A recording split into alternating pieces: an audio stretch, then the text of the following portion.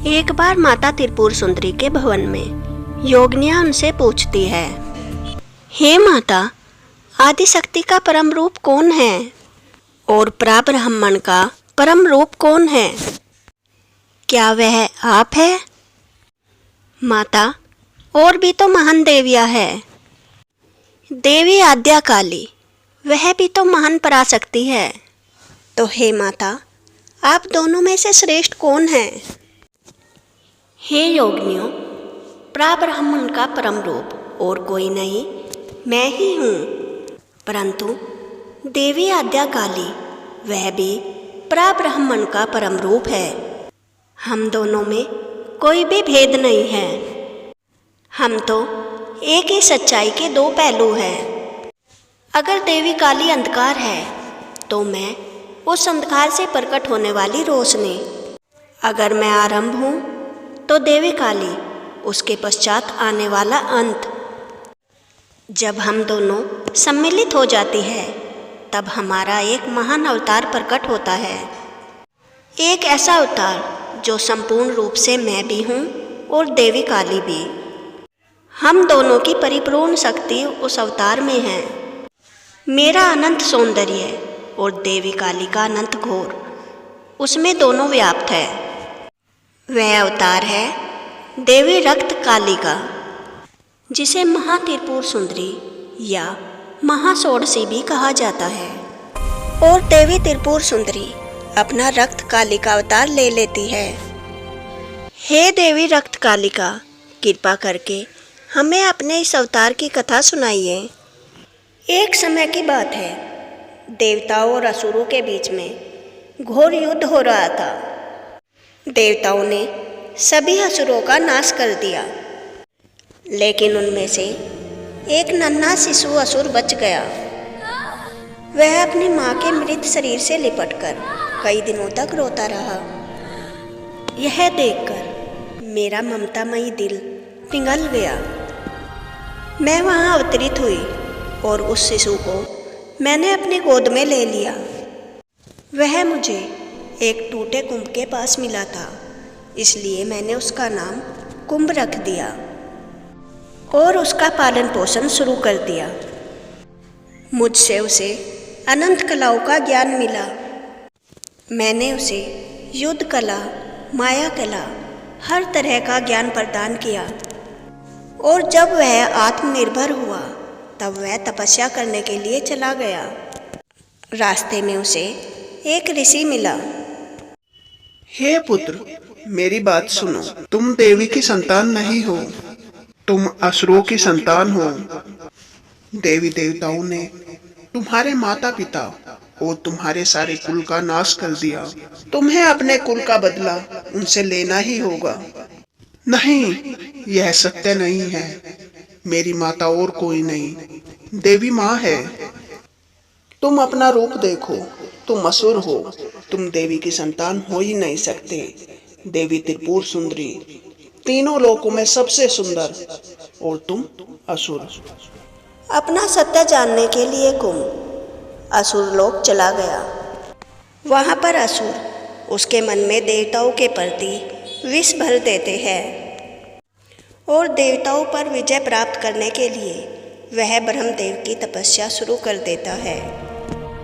उसकी तपस्या से प्रसन्न होकर ब्रह्मदेव प्रकट होते हैं और उसे अनंत माया का वरदान प्रदान करते हैं। अपनी माया से वह देवलोक में आतंक फैला देता है। कुंभासुर के अत्याचारों से परेशान होकर देवता एक जगह इकट्ठे होते हैं। हे देवगणों, कुंभासुर का अत्याचार बढ़ता जा रहा है। उसने सभी ऋषियों के यज्ञ भंग कर दिए हैं। हमारी सेना उसके सामने टिक नहीं पा रही। कुंभासुर अपने वरदान के कारण अजय होता जा रहा है। कोई भी देवता या पुरुष उसका कुछ भी नहीं बिगाड़ सकता। नारायण नारायण। देवराज, अब केवल एक मार्ग ही बचा है। जब अधर्म बढ़ जाता है तब केवल शक्ति ही रक्षा करती है। अब हमें उस परम चेतना आदि शक्ति का आह्वान करना होगा। सभी देवता मिलकर आदि पराशक्ति की आराधना शुरू कर देते हैं। उनकी आराधना से प्रसन्न होकर देवी आदि पराशक्ति प्रकट होती है। एक विशाल कमल में देवी आदि पराशक्ति परम सौंदर्य के साथ अपने पद्मा अंबिका रूप में प्रकट होती है। हे माता, हे जगत जननी, आपको हमारा कोटि कोटि प्रणाम। कुंभासुर के आतंक से तीनों लोग कांप रहे हैं। हे माता, हमारी रक्षा कीजिए। मैं ही सृष्टि की चेतना हूँ, मैं ही शक्ति हूँ। जब जब अधर्म बढ़ेगा, मैं विभिन्न रूपों में दुष्टों का संहार और भक्तों का उद्धार करने अवतरित होंगी। हे जगत के कल्याण हेतु मेरे 9 रूप प्रकट हो। देवी शैलपुत्री प्रकट हो। कठोर तप और ज्ञान की अधिष्ठात्री देवी ब्रह्मचारिणी प्रकट हो। साहस और निर्भयता की देवी चंद्रघंटा प्रकट हो। सृष्टि की आदि शक्ति देवी कुष्मांडा प्रकट हो। भक्तों का मोक्ष का द्वार खोलने वाली देवी स्कंद माता प्रकट हो। अधर्म का नाश करने वाली देवी कात्यायनी प्रकट हो। अंधकार को मिटाने वाली काल का भी काल देवी काल रात्रि प्रकट हो। पवित्रता और करुणा की प्रतिमूर्ति देवी महागौरी प्रकट हो। पूर्णता और सिद्धि प्रदान करने वाली देवी सिद्धिदात्री प्रकट हो। मेरी 64 योगिनियाँ प्रकट हो। मेरी 10 महाविद्याएं प्रकट हो। समय को निगलने वाली देवी काली प्रकट हो। दुखों के सागर से तारने वाली देवी तारा प्रकट हो। 16 कलाओं से परिपूर्ण सौंदर्य की पराकाष्ठा षोडशी देवी प्रकट हो। संपूर्ण ब्रह्मांड जिनका शरीर है देवी भुवनेश्वरी प्रकट हो। भय का नाश करने वाली प्रचंड अग्नि देवी भैरवी प्रकट हो। अहंकार का मस्तक काटकर अमृत पान कराने वाली देवी छिन्नमस्ता प्रकट हो। अभाव और दुख में भी ज्ञान ढूंढने वाली देवी धूमावती प्रकट हो। शत्रुओं की वाणी और कुबुद्धि को रोकने वाली देवी बगलामुखी प्रकट हो। ज्ञान, संगीत और वचन की शक्ति देवी मातंगी प्रकट हो। चेतना और ऐश्वर्य का कमल देवी कमलात्मिका प्रकट हो।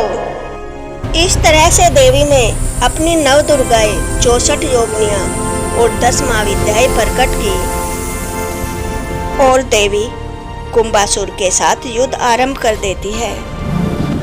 कुंभासुर और उसकी सेना के साथ देवियों का घोर युद्ध चलता है।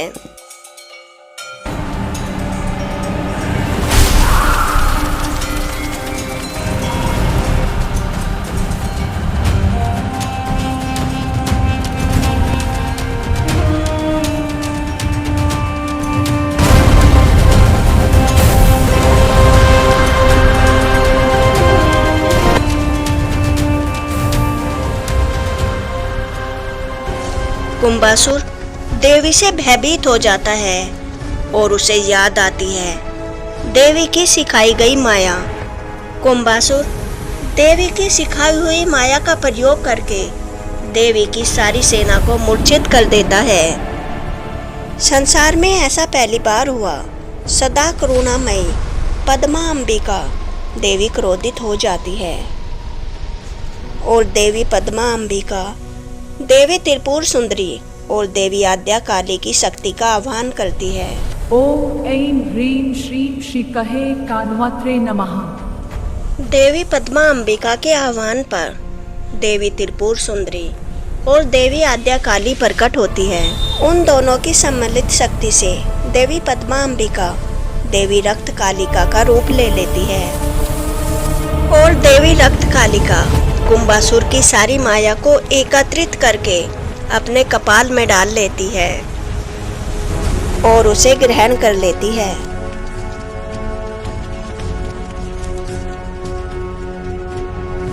देवी की भयानक नजरों से कुंभासुर क्षण भर में राख में बदल जाता है। और देवी की कृपा से कुंभासुर को मोक्ष प्राप्त होता है और देवी की कृपा से उनकी सारी सेना फिर से जागृत हो जाती है। प्रसन्न होकर सभी देवता देवी के ऊपर पुष्प वर्षा करते हैं। अगर आपको देवी पद्मांबिका की यह कथा पसंद आई हो तो वीडियो को लाइक करें, चैनल को सब्सक्राइब करें और कमेंट बॉक्स में जय माता पद्मांबिका अवश्य लिखें।